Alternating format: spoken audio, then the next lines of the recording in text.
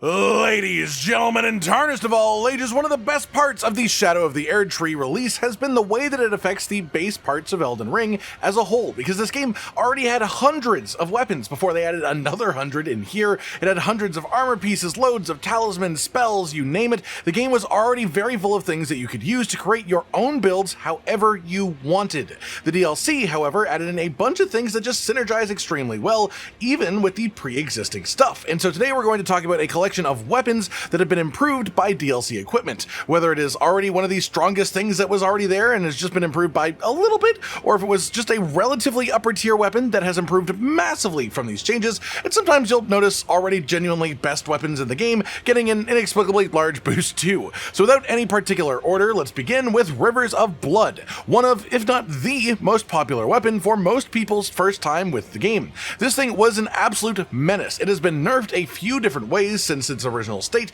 but it's still incredibly strong just because of the way that it functions as base. And this weapon, as well as reduvia, another extremely strong base game weapon, a bleed dagger, which has a skill that fires out a potent blood blade projectile with extreme speed that can also be chained quite well. This weapon is still extremely solid, though not quite as silly strong as Rivers of Blood. And regardless of that, both of these are boosted by a surprising amount in this DLC. First, due to the Sacred Bloody Flesh consumable item. This takes the same buff slot as Flame Grant Me Strength. It is a body buff, which is a 20% physical and fire damage boost. Sacred Bloody Flesh, instead, is around an 8% bonus to all damage that you do, with an extra plus 10 to your arcane stat as well, which is relevant to both weapons.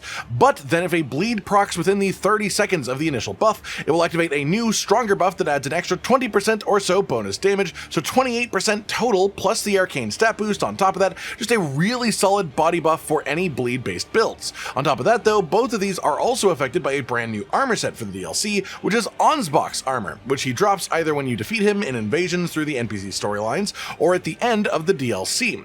This boosts the damage of Blood Oath and Dynastic weapon skills by approximately 15% for the full set. Specifically, the helmet is a 6% boost, and then each of the other three pieces is 3% each. Of course, you'd also have to compare this with the White Mask helmet, which is a 10% boost to all damage for 20 seconds after a bleed is proc nearby. So most often with these same builds, you'd prefer that helmet, unless you are literally managing to kill an enemy before the bleed procs, at which point it's honestly questionable in the first place. In total then, that is going to be 8% higher damage for these builds than Flame Grant Me Strength from the base game, and then the extra 9% damage from wearing 3 pieces of Ansbach's armor for the weapon skills too.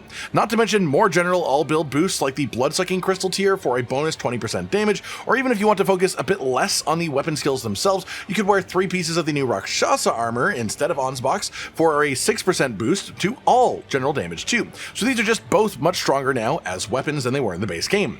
Third up then, we have the Marais Executioner Sword. This is again one of the more powerful weapons from the base game if you knew how to build around it, building up multi-hit bonuses while also being a magic damage Ash of War, which meant that you could boost it even further as a result with things like Terra Magica and the Spellblade set, and this was just one of the best boss killer builds in the base game. In the DLC, because the weapon skill itself is called the Dancing Blade of Eocade, it actually does activate the bonus buffs from the Dancer's armor set from the Southern Nameless Mausoleum boss that's over there. This boosts the damage of all dancing type attacks by 2.5% per piece that you have equipped, so 10% total with the full set equipped. And while visually the skill doesn't look like it is a dance or something that could be described as one, dance is in the name of the skill, and that, for whatever reason, makes this armor set affect the skill. Of course, there was the Spellblade armor from the base game, which boosted the skill's damage by 8% for all 4 pieces, but this is a new armor set for the DLC that further boosts it by 2% because it's 10% total instead of 8%, and of course there is also stuff like the general boost, Bloodsucking Tear, Madness buff cycling before a fight if you want to, but the things that specifically apply more uniquely to this weapon are honestly just around a 2% greater bonus from the base game version, which, while a bit marginal, is still affecting an otherwise very strong weapon even before that. Fourth then, today let's talk about the Magma Wyrm Scalesword. This is an awesome weapon, a personal favorite of mine, at least conceptually speaking, and it has always done reasonably decent damage. Nothing crazy, but in the upper 20 to 30% of weapon quality in the game, and now it has been boosted by a frankly quite surprising amount. The main reason for this is the brand new Talisman of the Dread. This has a description that says it raises the potency of magma, but that is extremely unspecific to what it actually applies to, and most people instantly just assumed that it meant the magma school sorceries and nothing else, as that would be somewhat logical. But no, it actually affects a lot more than that, and one of the bigger things it affects from the base game is this weapon, boosting its weapon skill damage specifically by a pretty hefty amount, around 15%, especially when you combine in all all of the other more general damage boosts on top of that too. Again, this was already a really solid weapon, but now the skill itself at least is nearly 15% stronger than it was before, which is a very big number when you put it on top of something that was already quite good. As an aside here as well, we've already talked about this in a few videos before, about how much better Blasphemous Blade has gotten in the DLC too, so I don't want to harp on it again too much for a whole entry on the list, but I'll just mention it here as a little footnote that that weapon is one of the best in the game. It was before, and it's even better now because its skill is also affected by the Talisman of the Dread for a 15% damage boost too. So yeah, that one is also extremely nasty.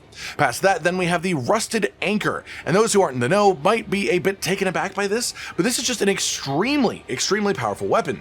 Very high AR scaling with strength, solid moveset, and specifically pierce damage on every attack, which lets you interact with the counterattack mechanic in the game.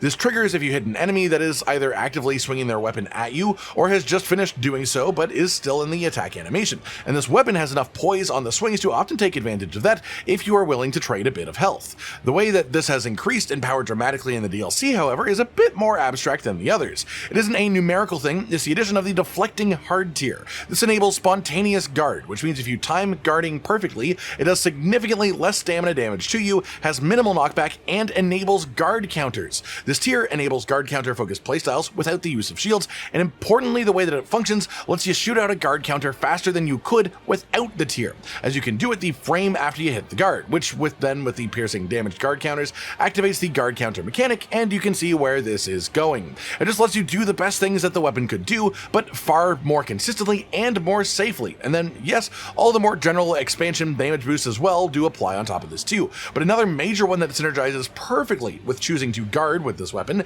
because you'll have to hold it in two hands anyways, is the Two-Handed Sword Talisman, which boosts the damage of all two-handed weapon attacks by a whopping 15%, but that doesn't apply to actual weapon skills. It is worth noting, a lot of people have that misconception. As well, that said, that talisman actually goes right into our next entry, which is a bit less specific to a single weapon as it is to colossal weapons and colossal swords in general, specifically because of that two-handed sword talisman. One of the most popular and successful build archetypes in the base game of Elden Ring is two-handing a really just obscenely large weapon. It's fun, it's powerful, it's just really good to do, and then either doing jump attacks with it or something like Royal Knight's Resolve or charged heavy attacks, all of which are affected by the boost of this specific talisman, and it gives every one of those types of builds a 15% damage boost to, again, one of the strongest types of playstyles that we had to begin with. This isn't going to be a long entry, it's very simple, but it applies to so many weapons that I felt the need to give it its own sort of slot.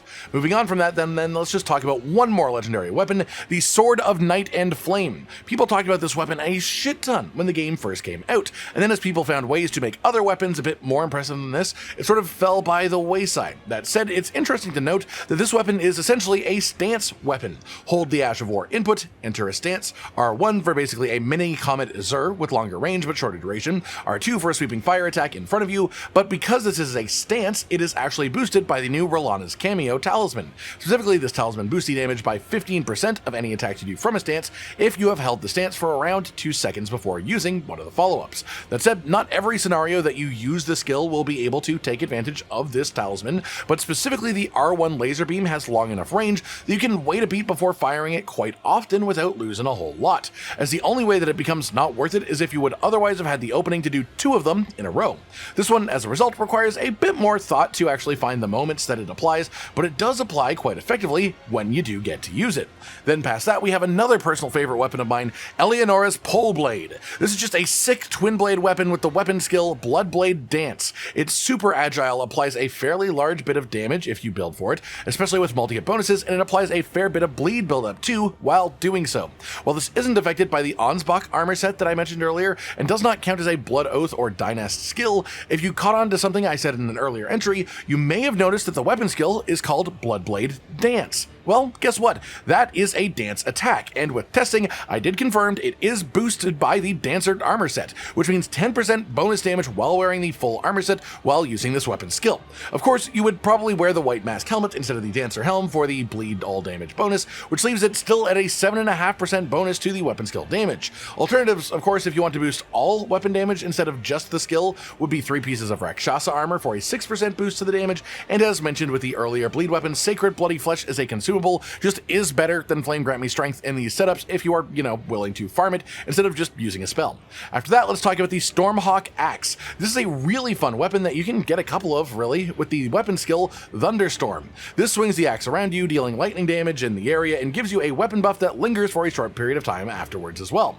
At this point, you may have noticed a bit of a pattern here today, because there's this new talisman that you can get from the remembrance for the Divine Beast Dancing Lion boss, the Enraged Divine Beast Talisman. This simply reads, raises potency of storms, with no further elaboration. What this means is essentially any weapon skill or spell that literally has storm in the name itself, and this weapon's unique skill is one of those, will be getting boosted by 10% from this talisman being equipped in a way that few other weapons actually get to be. It just isn't an insane weapon by any means to begin with, just a solid one, but that bonus 10% extra damage on the skill does tip it into a slightly higher tier of weapon than it was before, making it able to achieve much actually higher damage, which is just sort of neat to see more than anything, honestly. That just about does it for today then, everyone. Just a nicely sized collection of weapons that you may have been a big fan of in the base game of Elden Ring that have had their damage and effectiveness boosted in various ways and amounts due to all the things that are added in the Shadow of the Erdtree expansion. Hopefully you've enjoyed this then, and I hope you enjoy messing around with any of these classic armaments too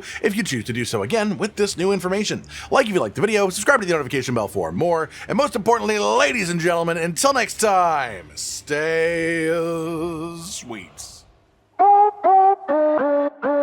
Josh, Cotton, and Hollow with the videos, dropping the humor like a hammer on your tippy toes, bringing entertainment on a daily arrangement to take our insanity and turn it into entertainment. Yes, I said entertainment twice, to reiterate that it is nice to look into your faces on a mostly daily basis when you let us in your homes to make the whole world a stage. Goodbye.